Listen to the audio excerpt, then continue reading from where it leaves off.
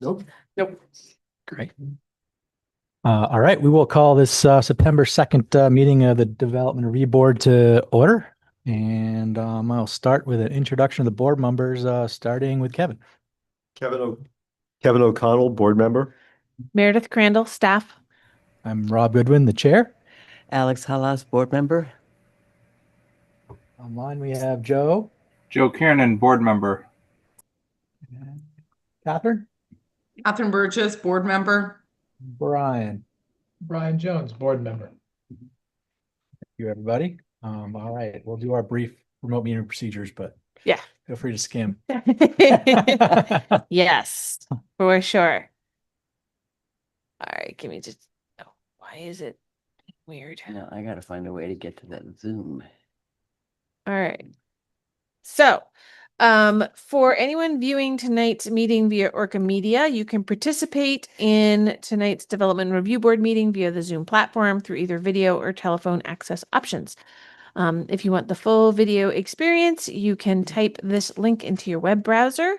Alternatively, you can dial this phone number and when prompted, put in this meeting ID. Either way, I will get a notification that you want to come into the meeting and let you in. If anyone is having problems accessing the meeting, please email me at mcrandall@montpelier-vt.org. I will be monitoring my email throughout the meeting. Everybody here knows. So if you get on remotely via Zoom, know that turning your video on is optional. And we do ask that people keep their microphones on mute when they're not speaking to help reduce background noise. In the event the public is unable, actually, honestly, because we have no public hearings tonight, because we have no applications, if the public can't attend, then that would be unfortunate, but there's nothing here that requires that they actually get in tonight. So with no public hearings, I would probably just send people copies of the meeting minutes. All right. I hope that everybody, let's see. Yeah, we've got everybody and just board members on right now. So I'll hand the meeting back over to the chair. All righty, can we get a agenda approved? I so moved. I'll second. Got a motion by Kevin, second by Alex. All those in favor say aye. Aye. We have an Aye. agenda. So thank you for everyone being here. I think we are actually have 100% attendance tonight because the board is now 6 members with 2 alternate seats open. Is that where we're at? 3 seats open total. 3, 1 regular, 2 alternate. 1 regular, 2 alternate What are we have open. now are people we've had all year. Yep. Yeah. Right, okay. Yep. Yep. I would make a PSA to say people should apply, but I don't think anyone is listening, so Oh, no, let's save some time. nope. I had a comment. I know someone in Worcester who watches fairly religiously both the design review and the development review board meetings over at ORCA Media. So there are people watching. People watching, always. Yes. Always. Tell them that's why. Well, thank you for your dedication to interest in public service.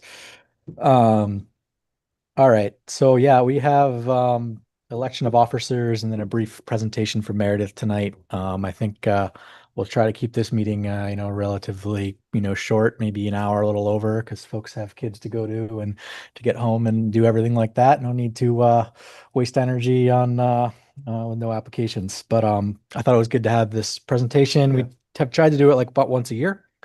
But I guess without further ado, I will move on to the annual elections. And we will do the vice chair first. Then I will turn it over to the newly elected vice chair. We will hold elections for the chair. Does everyone agree with that process? Fine with me. With this? Yep.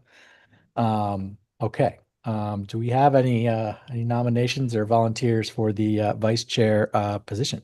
I will nominate Kevin if he will accept. I was going to nominate Catherine. I will. Okay with me. Catherine, what do you think? I appreciate the nomination, but my attendance has been spottier than usual over the last couple months. Meredith may have noticed that. So I'm concerned I might not have the time to be as reliable as a vice chair needs to be right now. Catherine, let me throw out a alternative scenario here. If you're vice chair and you have to miss a meeting, we have the ability to have a one-time, or what do we call it? It's an acting chair. Acting yeah. chair. We added that so that if for some reason neither the vice chair nor the chair can either be there or have to recuse themselves, because we've had that happen before, Yep. the board can elect an acting chair for a particular hearing, and that person stays the chair for that application, for the meeting as a whole, but also can stick with that application moving forward. So I think it's also just feeling comfortable to be the potential backup if needed. We can also revisit the vice chair position as new members come on. So that's for everybody to know. So is what you just said, because you said the chair every time, is it Yep. also applicable to the vice chair? Well, because if your chair's at the meeting, then the vice chair doesn't take on that role unless the chair has to recuse themselves. They just call it the acting chair, because if neither the chair nor the vice chair can be there, you just are electing an acting chair. Well, Does that make sense? So as long as the chair is present, this is all gonna Yeah. get you, Rob. Yep. Well, the chair Yeah. really does, this is Kevin, the chair really does have a responsibility to, Show up. yeah, I mean, Yep. there's more of a pressure that's inherent with being the chair. Yeah. Being the vice chair is less than that, but it's not completely, you're not completely off the hook. Well. So what do you think, Catherine? Well, I'll say that first, I want to thank you for the nomination. I appreciate the words of support, and I also appreciate your service and everyone's service. I'd be happy to accept the nomination with the understanding that, yeah, that my schedule's gotten a bit more chaotic. I moved into a different role at work, and my husband's traveling more, so yeah, not that everyone needs all my personal information, but that's why that's why I was initially hesitant, but I'd love to do it in terms of supporting the board and also supporting Rob, who I know is a great chair. So thank That's you. excellent. I appreciate that, Catherine. And I think obviously we're down 2 seats too, so everyone's getting a pinch here.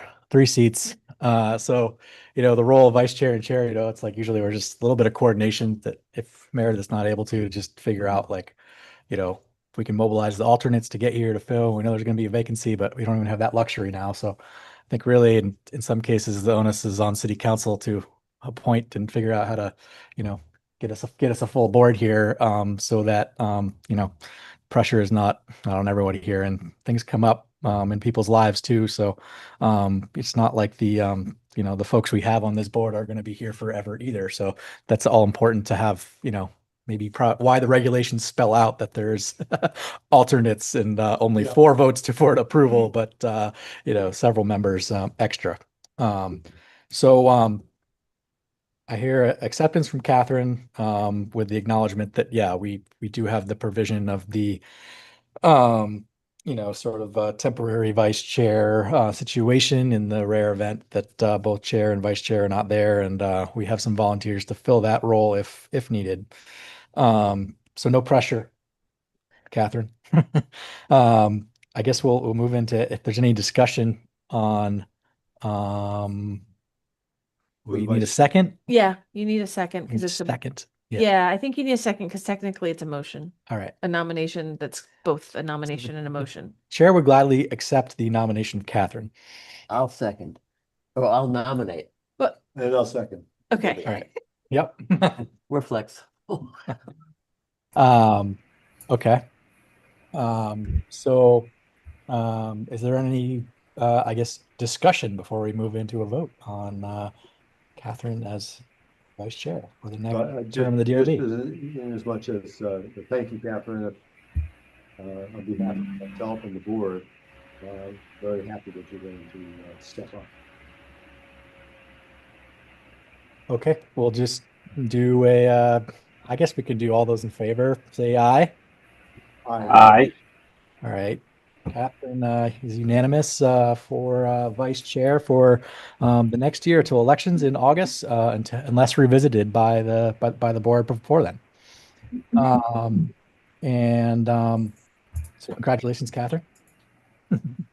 At this time, I'm going to briefly turn the meeting over to our new vice chair, Catherine Burgess, to take up the election of the chair position for the next term. Thanks.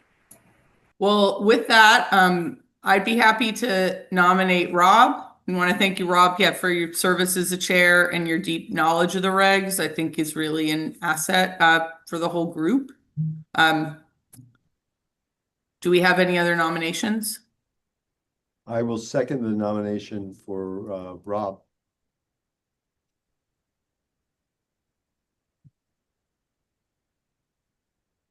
Okay, thank you, Kevin. Any other nominations or commentary? Well, I gladly accept the nomination. Thank you, Catherine. Yeah, I'm happy to do it for another year, and I look forward to bringing new folks onto the board, and hopefully staying on the board a while longer and handing it off to another chair to help along the way for another few years. So worked well with Sharon, and hopefully we can do the same a year from now. Great. Well, with that, shall we move to a vote? Yes. Sounds good. Great. Would all in favor say aye? Aye. Aye. I think that was unanimous for Rob Goodwin as chair. Congratulations, Rob. Awesome. Thank you, everybody. Thank you, Catherine. I Sure. will gladly accept my my duties. My burden.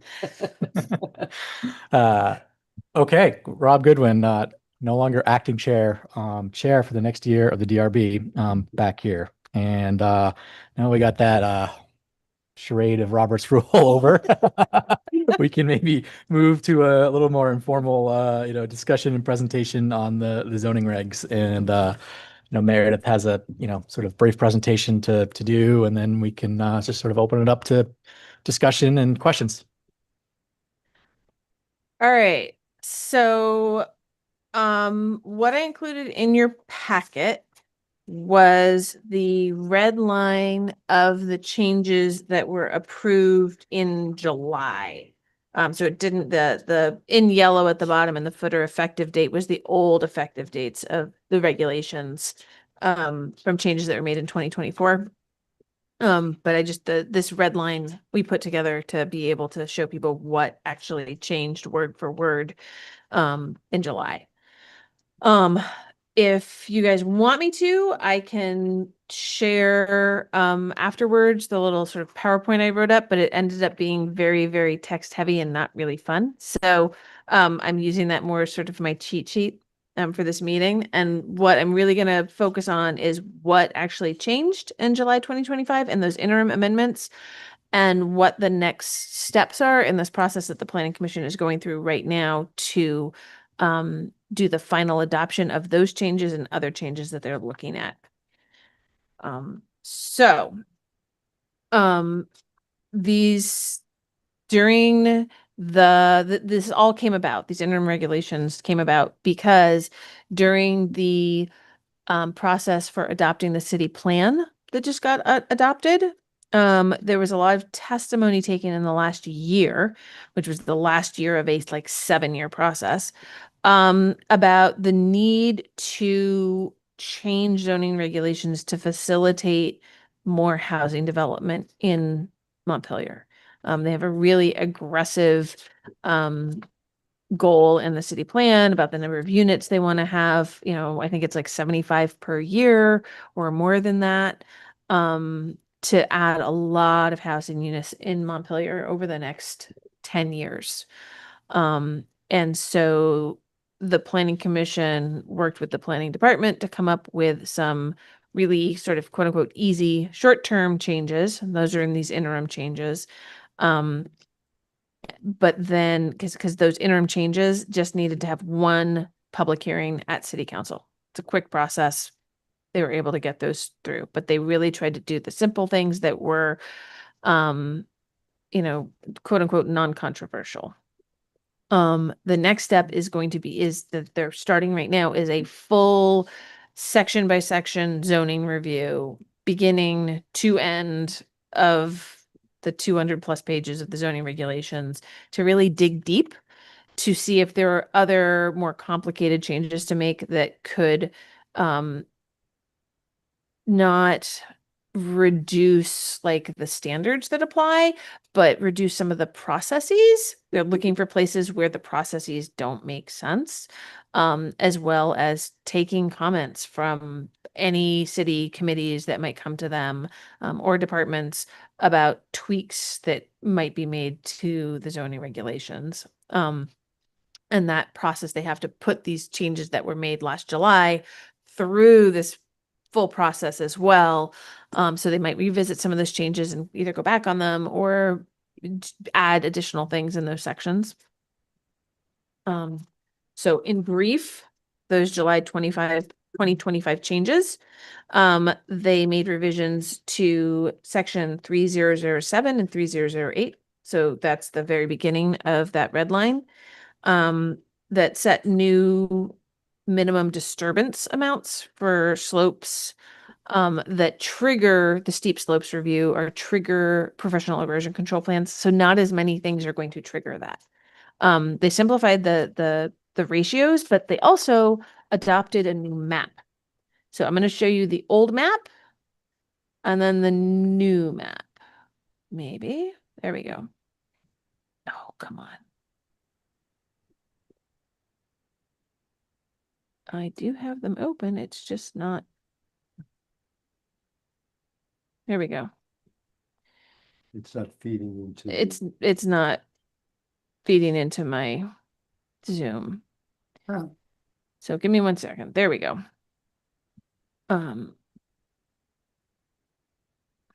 So this is the Montpelier slopes map that was adopted in 2018.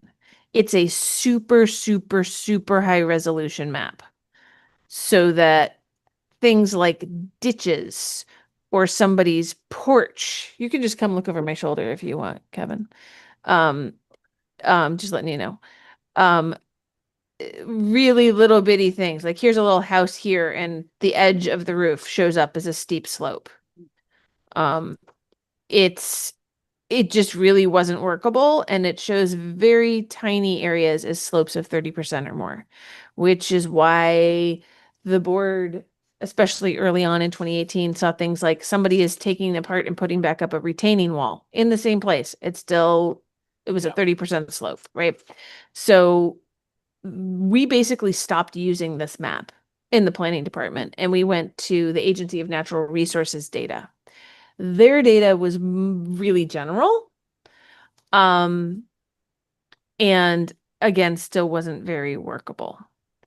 So what we did, because we now have somebody in our office who does GIS and was able to work with us, is they went through and used all of the like 1 foot, 2 foot slopes data that we now have from the Agency of Natural Resources. And then for the map, increased the distance between those points. Yep. So that it's sort of like a bigger pixel that we're looking at. That original map, the pixel area was teeny tiny. And to measure slope, you go measure the height difference between individual pixels. The pixels are now bigger at this resolution. So you still are really grabbing the true steep slopes in Montpelier. You know, the really sloped areas like here behind Elm Street, right? Up where it goes up behind land here. It still comes up as steep slopes, but you're not picking up the little tiny bit of someone's yard that's a banked up yard next to the road, right? Because it's a small distance, it's a small area that's sloped. You're not picking up those small areas of changes in slope where it's somebody just wants to insert a house into this little area, but it was going to come up as steep slopes. And so that layers in the engineering, it layers in coming to the board, it lengthens the process. So, you know, instead, those are now administrative approvals for a lot of those.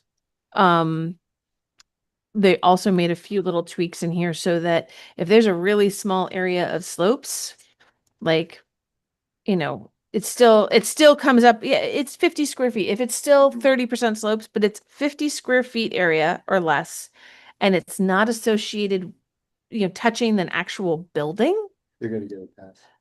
they don't need to come. So if it's the ditching around the house, right, where there's a part where it's a 30% slope, but it's not actually under the house, we're not going to make them come to the board for an engineered That was.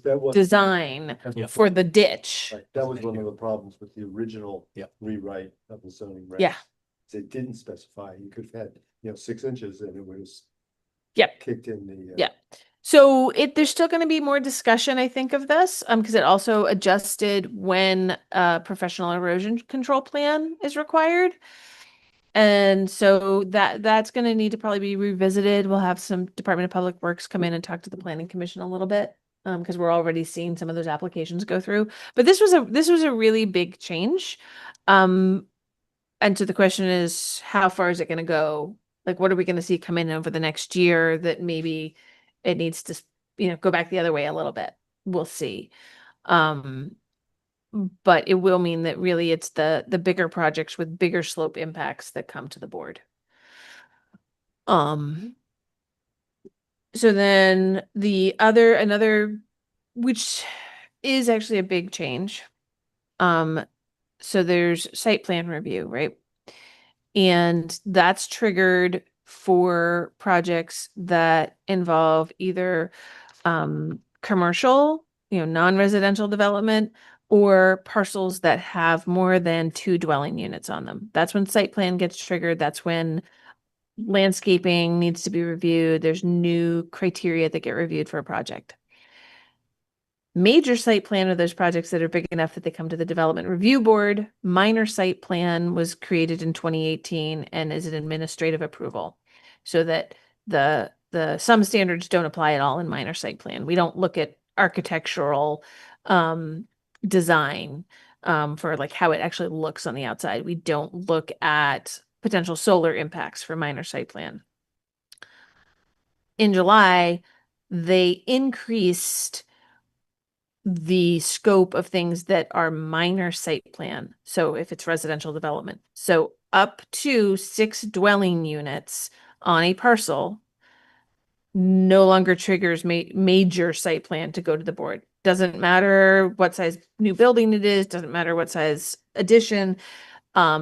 Anything up to and including 6 dwelling units is exempt from my major site plan. It still needs to go through all the minor site plan. They still need a landscaping plan, but they don't need one done by a particular type of landscaping professional. They still need a lighting plan. It does not need to be a certified lighting professional that does it. They aren't reviewed for architectural standards unless they're in design review. And I don't remember what other ones don't come into play, but so they've shifted that, and I already approved one new minor site plan that was 4 dwelling units. So that's going to be a big change. But the hope is that with that quicker turnaround on permits for those smaller scale housing, that we'll see more of those. Question. Did I hear you say that 16 dwelling units were? 6. 6. Yeah, up to 6. If it's 7 dwelling units on a parcel and they're building a new building or adding, X number of parking spaces, it's going to trigger major site plan. But if it's 6 dwelling units or less, it's a review of me. Versus it used to be all it needed was 3 dwelling units and a new building. It's gonna shake. Yep. That's that was the commission's hope, and city council Really get went along with it. talking about it rather than having it struck. Yeah. Somebody has a hand up? I don't know, it didn't show. I just see a hand down below. I don't see it on anybody's thing. So that was that. They also, for subdivision, they eliminated sketch plan as a requirement.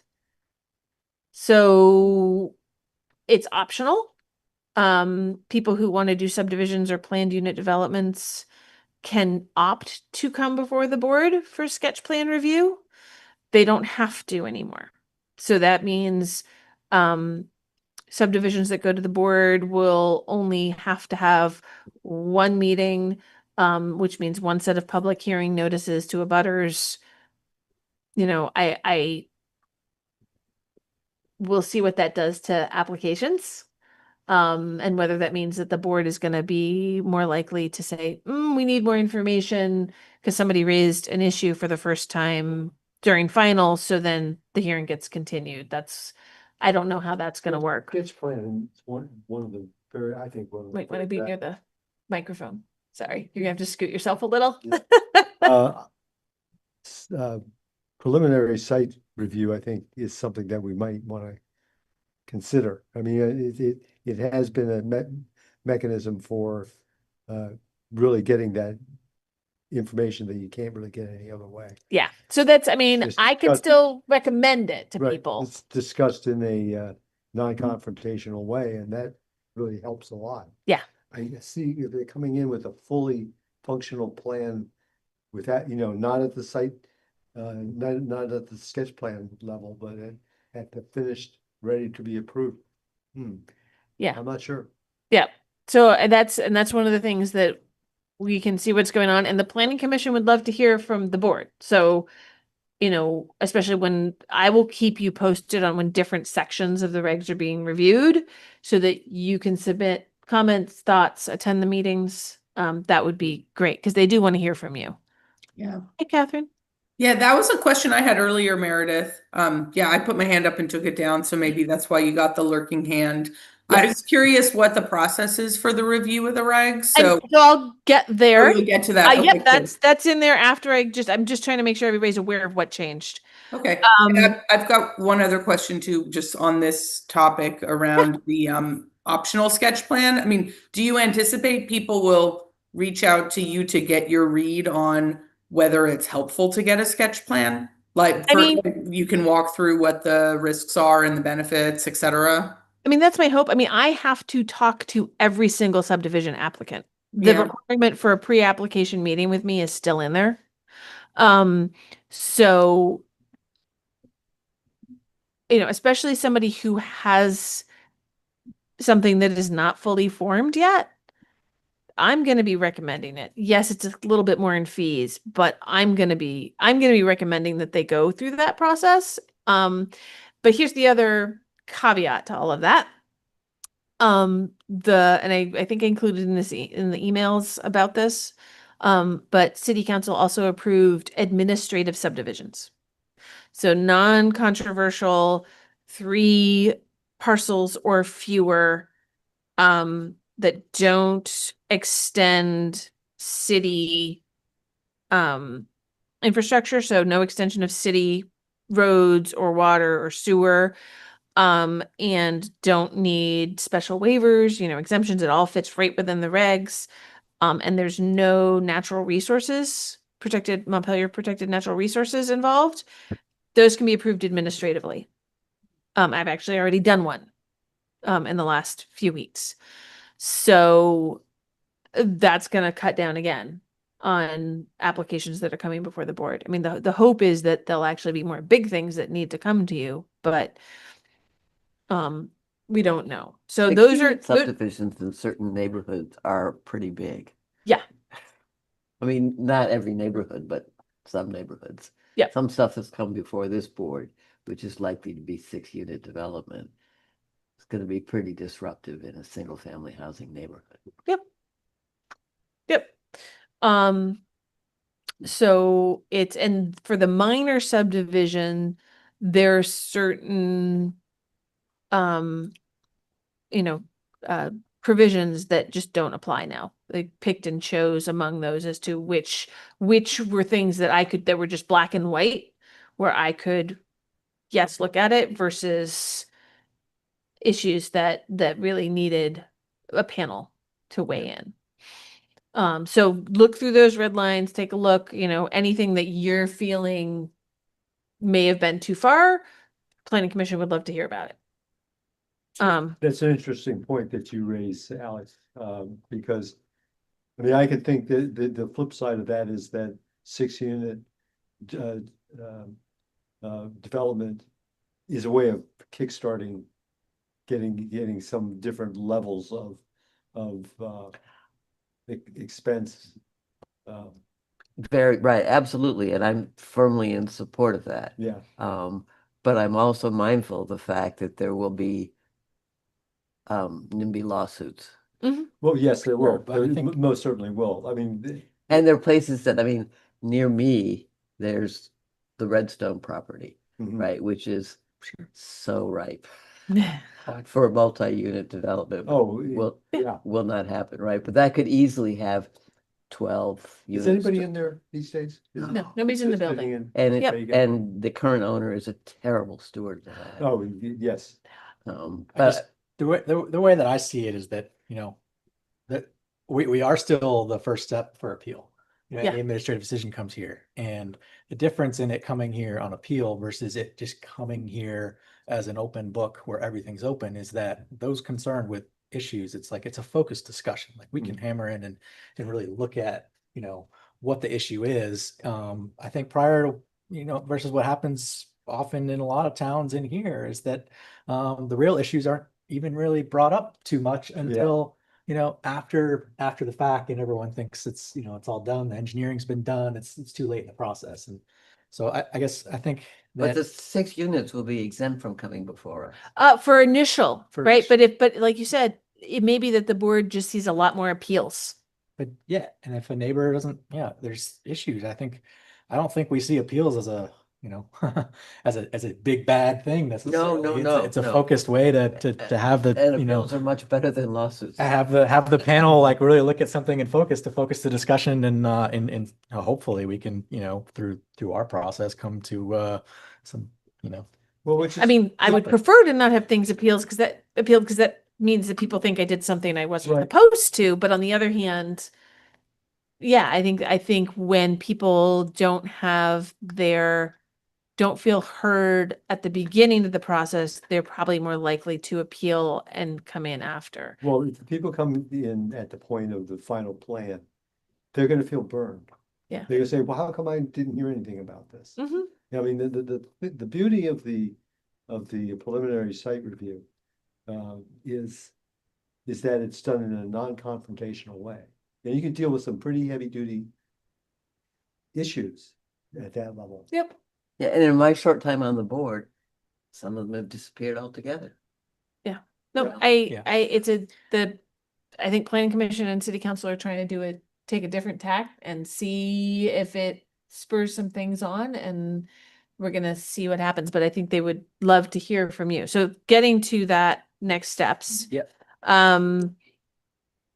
So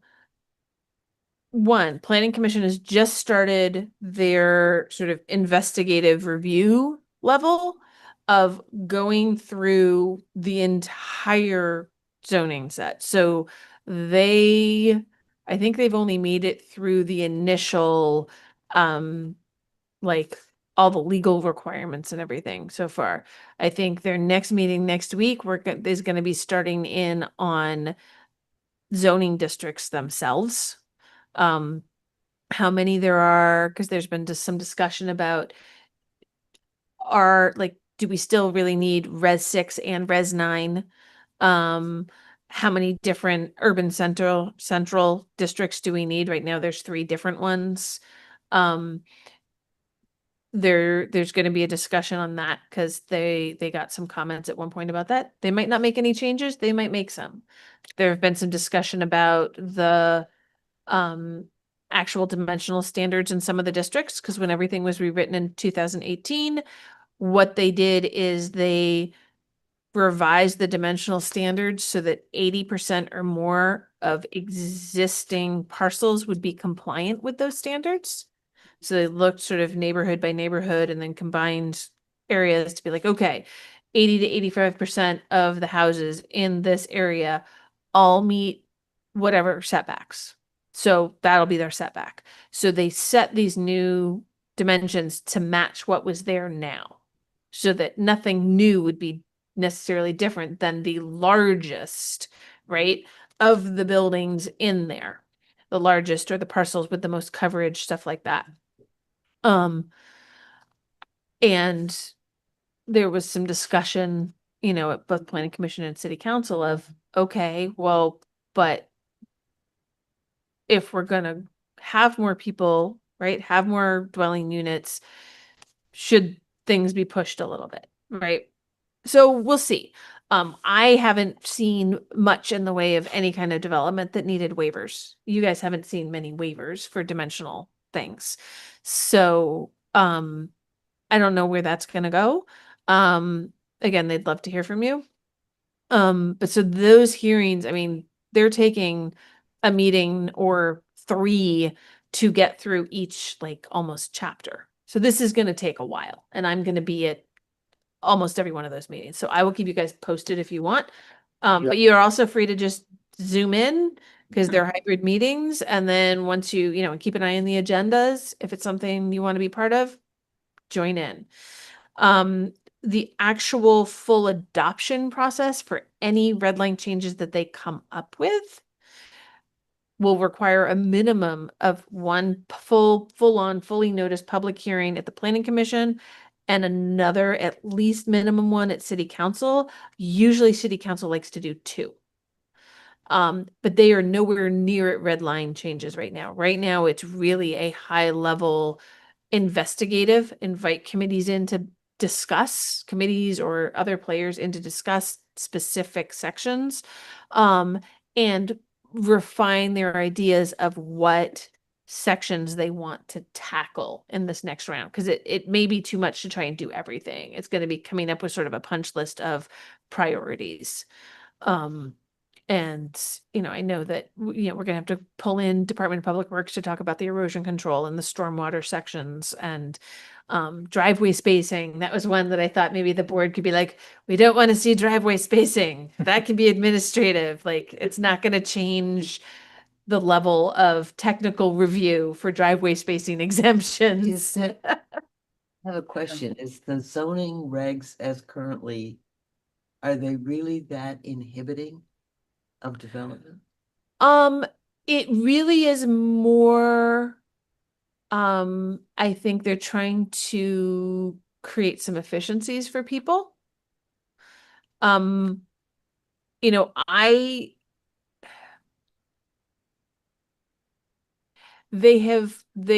planning commission and city council have heard testimony from developers that it's inhibiting, right? And they're also trying to do what they can because they know we're in a massive housing crisis.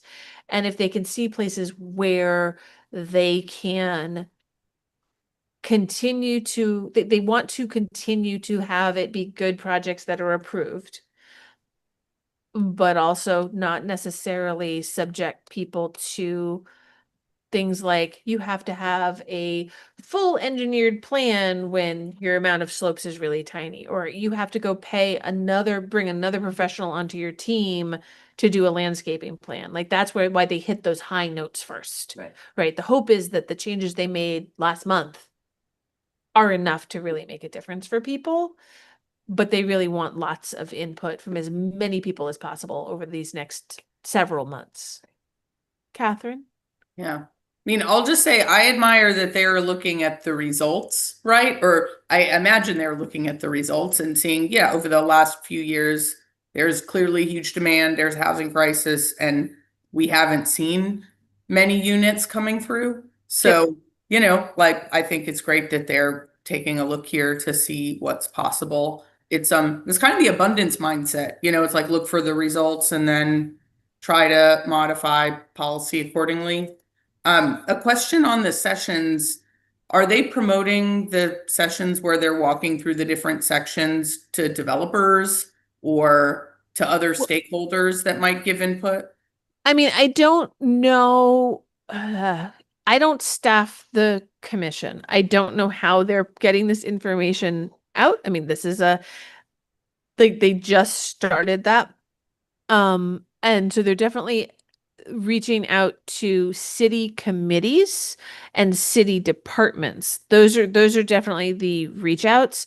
I don't know what other kind of publishing, like Well, they got a lot of reaching out to the, they got a lot of input and comments through the town planning process that they just Yeah, went through. that was a Yeah. lot. It's like kind of been, you know, not in this venue, but in a separate public venue talked about. Yeah. And that's, I mean, that's where a lot of this came out of, is a lot of the input that was received during that city plan process. They kept like taking notes of keep an eye on that. You know, we developed a whole big chart of all of the comments that got sent to say, okay, how do we then, you know, that these things don't go in the city plan, they have to do with our regulations. Yeah, no, that makes sense. Yeah. But yeah, I don't know if there's anything extra other than the standard posting of the agendas and getting those notices out that's been happening. I can make a note about that just to see what we could do that's not dipping into our public hearing coffers too much. Yeah, one idea, which I recognize this is like a state level initiative versus unique to Montpelier. I think the state is doing a lot right now around capacity building for small scale developers. It's like, I do think it would be great to see more of that type of development in Montpelier. And I think we've seen it, you know, here and there over the last few years. So anyway, I don't know if anyone who's participating in that work might be able to give it like a different perspective on on the review of the regs. So Yeah, I mean, if you have contacts of individual people, feel free to direct them my way and Mike's way, and to get the, you know, information on yeah, I could maybe meetings, because yeah. that would be great.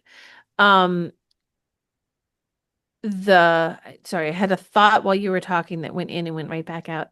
So our new community and economic development specialist just started today. Oh, cool. Um, Congrats. I'm not sure how much bandwidth he's gonna have for things outside of grants for a little while, because he showed up today and went to a meeting in Barry with Mike and has like 4 grant applications on his desk waiting for him to work on.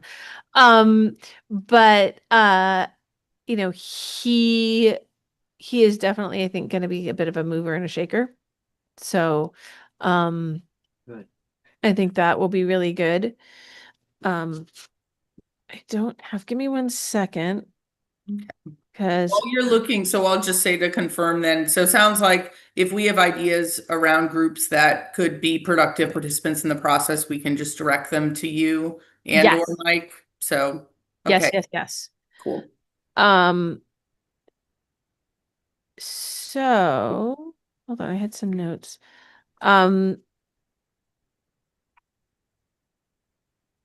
So one of the things that we would love to hear from the board, is, you know, where in the regs have you felt like maybe you don't get enough information to make decisions, or there's things that are coming to you, like the driveway spacing that we're well aware of, that you feel like really don't need a panel? You know, are there places where things are too vague, that make it hard to then be able to apply the regulations and approve things? I know we had that sketch review of that cottage cluster PUD that I think was confusing enough for everybody to figure out how to apply some of those really specific standards. That's one reason that Isabel Circle came back and changed and wasn't doing a cottage cluster anymore. I mean, I think that was also financial, but I also think, you know, not being able to get clarity from the board on what things meant was difficult for everybody involved during that sketch plan review. I remember that one being problematic. I think, well, I don't know. I think they're headed in the right direction as far as like, getting rid of a lot of stuff that feels a little bit, uh, maybe over the top for it to really need a, 7-person panel every single time. But I guess the one that sort of always surprised me is conditional use. I would hate to say require more, but I just always feel it to be a bit complicated for dealing with one meeting. It's almost like just from sitting in the position of trying to run meetings on applications that sketch plan and then a meeting on conditional use, and then one meeting for a subdivision is maybe more like it should be, rather than I think because some conditional uses are like or nothing at all. It's changing it from, I don't know, interior office space to like an art space. I don't know, like an example where there's no actual like physical changes happening in the building. But then there's conditional use where you're talking traffic studies, you're talking lots of like required technical information to digest, and to like it's like we're talking about something can be built that can have a really big impact on Yeah. what's around it. But I feel like yeah, it's our review is kind of has to be very limited just because of sort of the I don't know, the nature of how it is. And Yeah. I think that there's less and less conditional use happening just because of the way the regs are permitting more and more stuff to happen in a permitted way, which is good. But I don't know. I think I fear that like that big project that conditional use is the only reason why it's before us, and we have one meeting to sort of like really be on our toes to make sure that we hit it out of the park. And yeah, those are the ones that kind of scare me the most.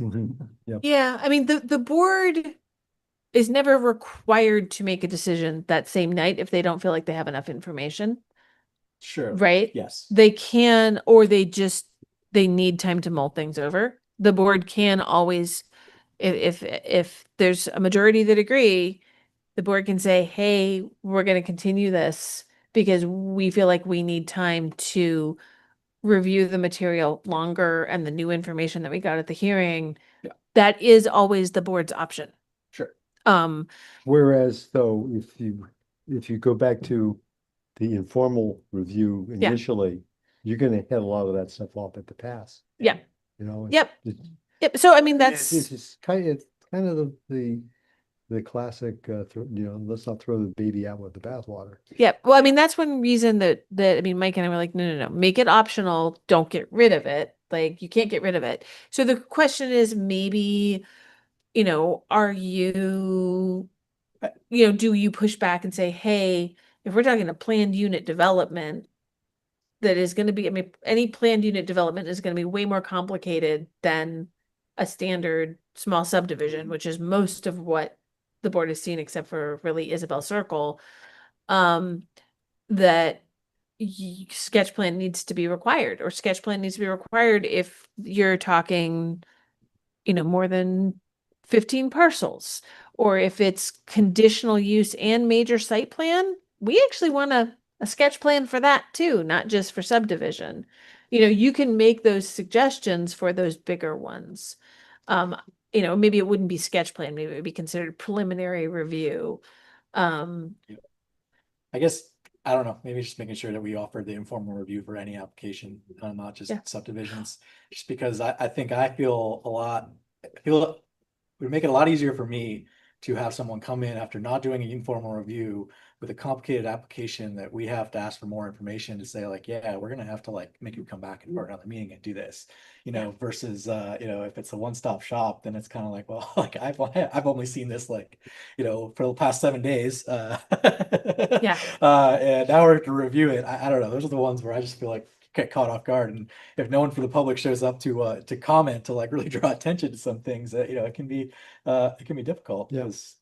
Because but so I don't think I have any solutions. It's just from my experience being on the board, those are the applications that I think maybe could have used a little bit more public input and conversation, but not all of them.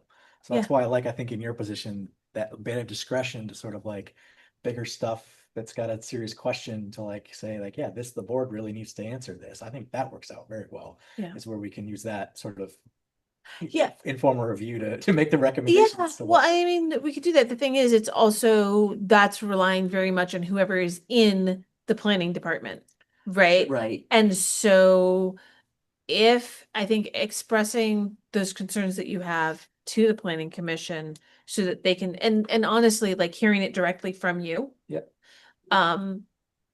Would be good.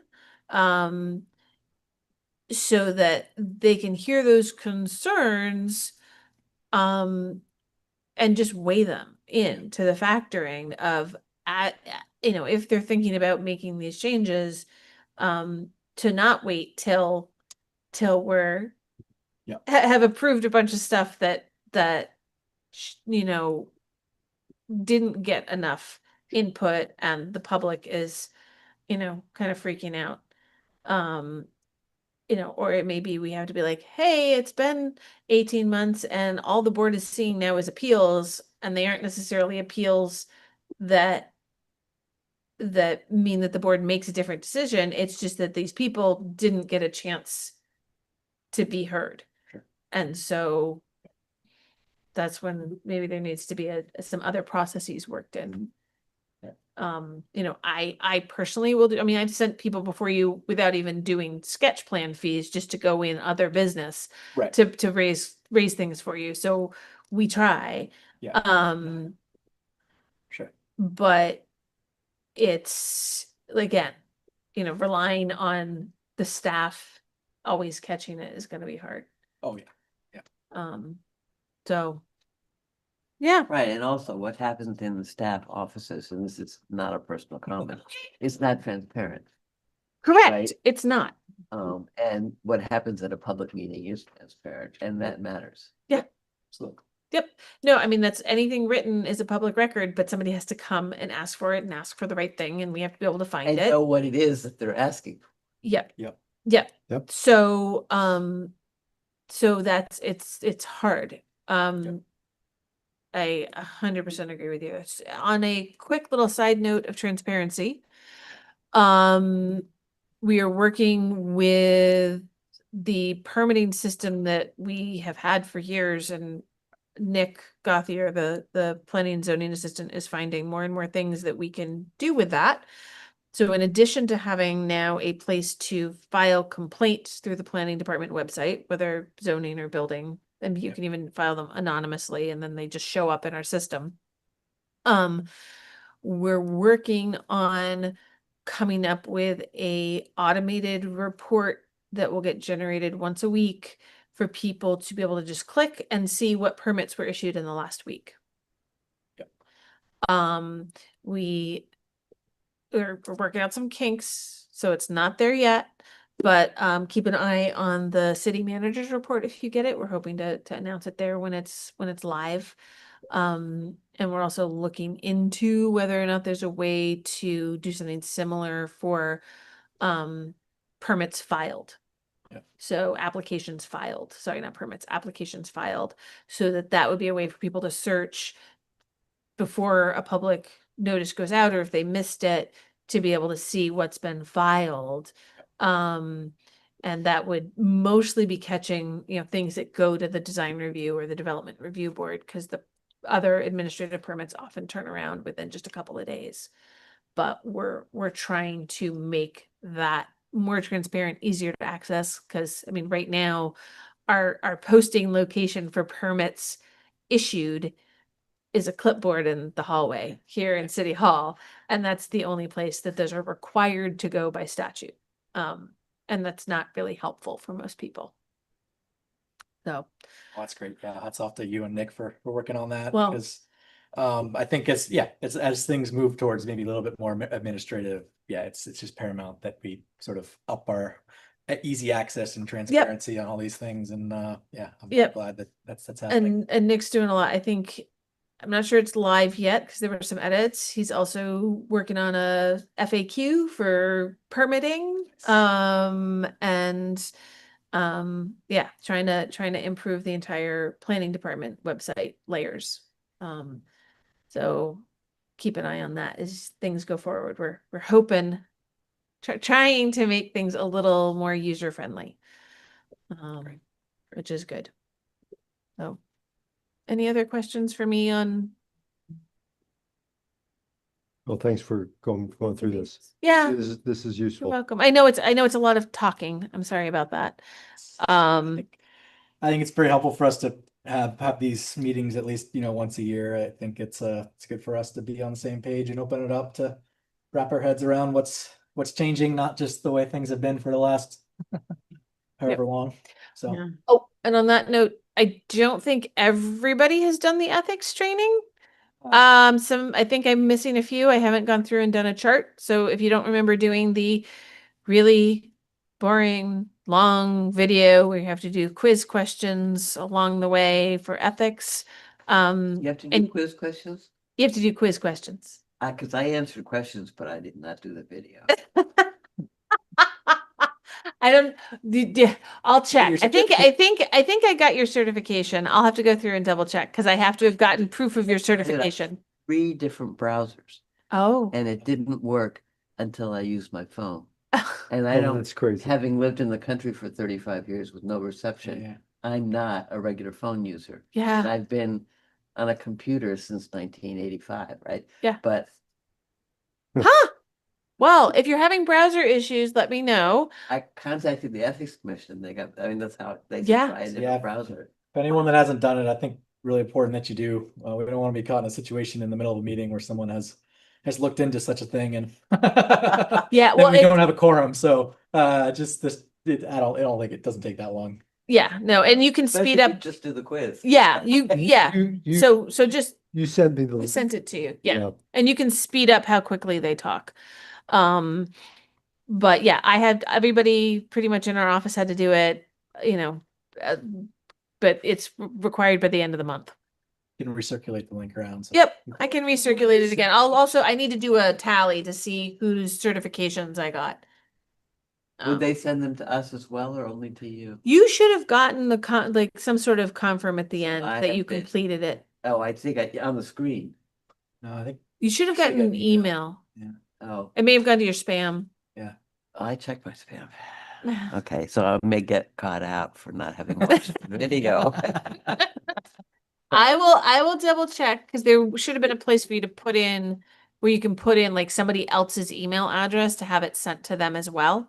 And so I've been getting automated updates from my committees for the people who do them. So I'll just double check. Okay. Okay. All right. Well, we do have one last thing, the minutes from 8/18 before we Yeah, I We'll was slowly not wrap at this that up. meeting. Move to approve.